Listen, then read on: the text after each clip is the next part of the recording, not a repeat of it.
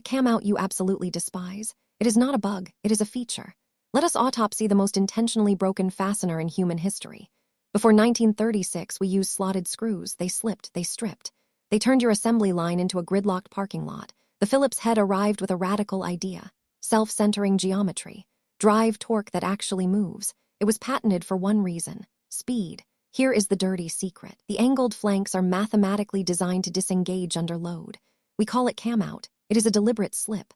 Why would any engineer build a failure into a fastener? Because over-torquing destroys threads.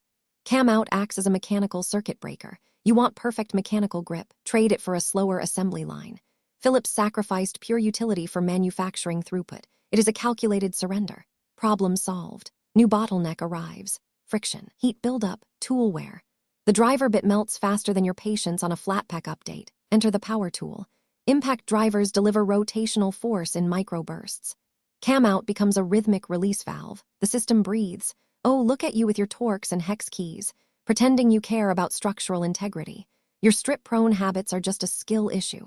The Phillips head is not a mistake. It is a triumph of scale. He traded microscopic grip for mass production. You are welcome. Drop your preferred fastener in the comments.